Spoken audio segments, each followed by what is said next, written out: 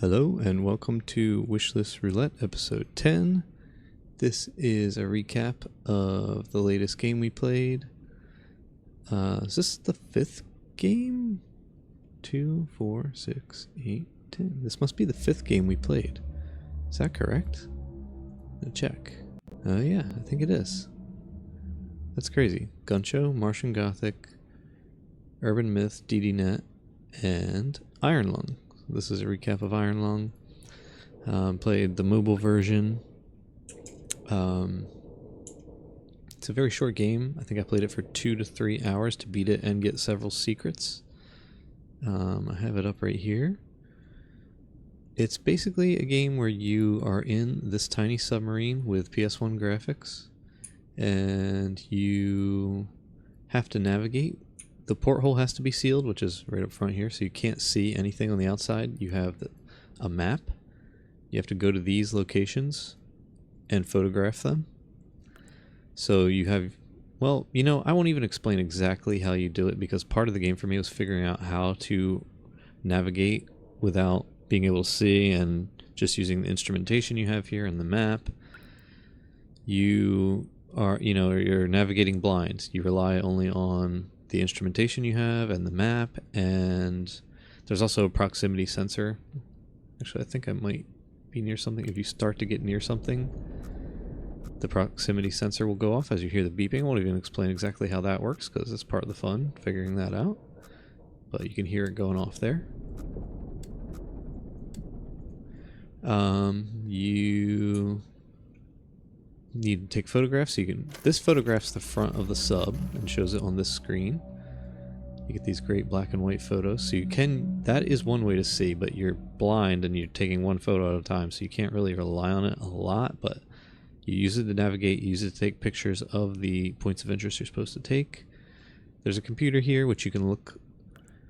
Well, I'll tell you, I did not figure out, during my actual playthrough of the game, I did not figure out anything to do with the computer. I looked up stuff to do with it afterward.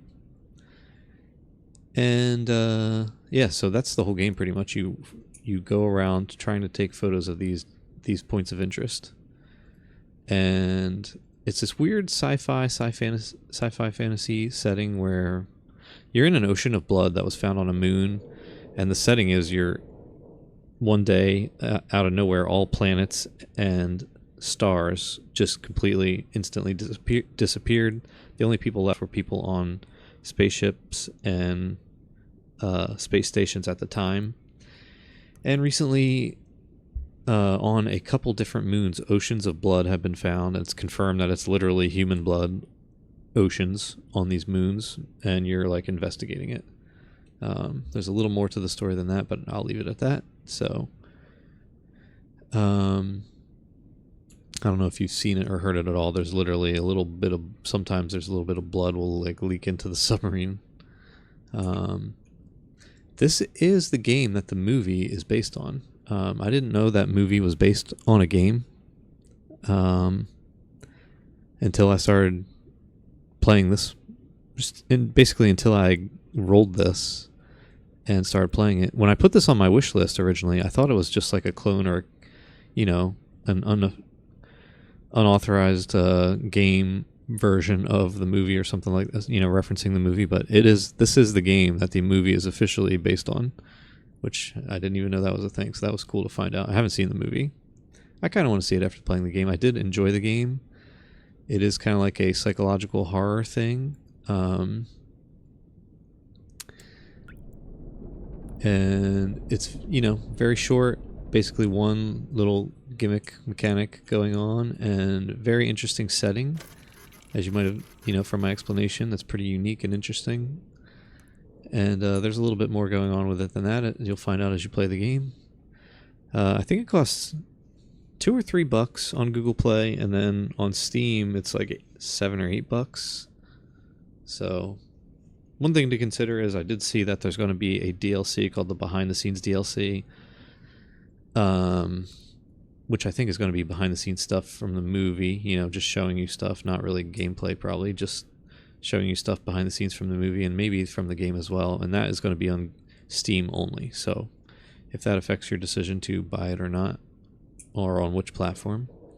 But yeah, I recommend it. It's a cool, fun little experience. Pretty unique and different than other games, and very, very short. So yeah, cool game.